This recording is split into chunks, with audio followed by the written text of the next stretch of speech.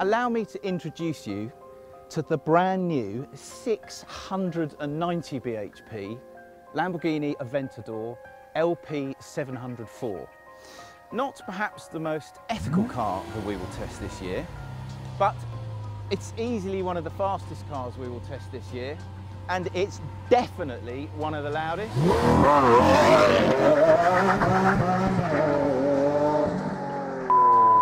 Now, Lamborghini, as we all know, doesn't do anything by halves, which is why just about everything that moves in the Aventador is new, inside and out. But as with any Lamborghini, the bit that matters most is the engine. And in the Aventador's case, that means an all-new 6.5 litre V12 that produces enough power to illuminate Blackpool and enough torque to impress Australia. This being a Lamborghini, there are all sorts of controversial elements to it, but probably the biggest, styling-wise, are these instruments. I am completely split on them actually, because on the one hand they're really, really clear to read, but on the other hand they look a bit sort of naff, I think. See what you think. Look, so you've got the speedometer up there, it's all in digital. If I press the stalk, it then becomes a rev counter. Don't know, jury's out on that. But you don't come on the launch of a Lamborghini to look at or moan about its instruments. Instead, you come to do things like this.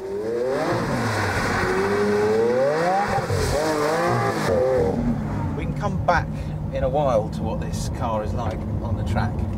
For the time being, we're just going to concentrate on the road, which is a real privilege actually, because I don't think that as yet anyone else has been allowed to drive it on the road. And it is difficult to know quite where to start because it's pretty special, everything it does, this car, except for ride well. As you can tell from Mr. Cameraman there bouncing up and down, this is not a particularly comfortable car.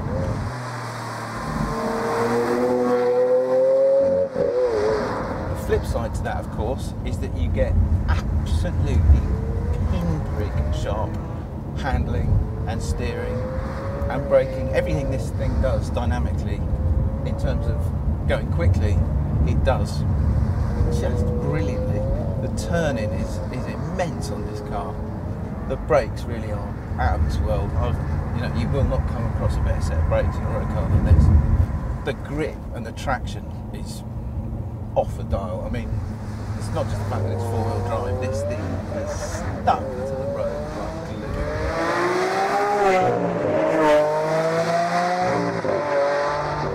Ultimately though, when you drive this car, there is one defining aspect of it, and it's not the steering, no matter how good that is, it's not the ride, it's not the handling, it's not the gear change, it's the engine. 6.5 litres of V12 engine has to dominate the driving experience, no matter how good the rest of the car is, and this is why.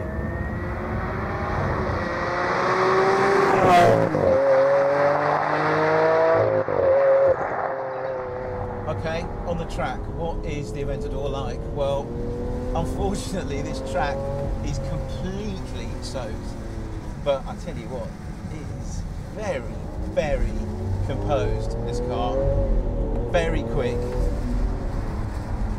amazingly agile for such a big, I was about to say heavy, but of course it's actually not that heavy because of the carbon tub.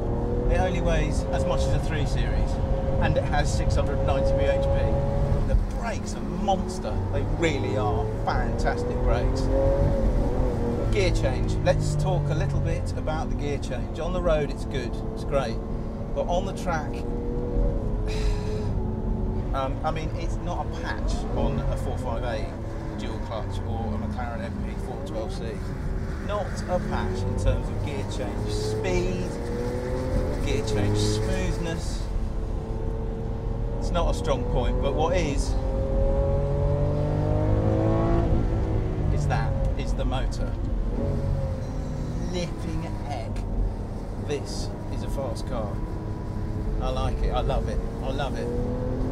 I love the pomp, I love the noise, I love the drama. Not sure about the price, £250,000. So conclusions, what do we actually think about the Aventador?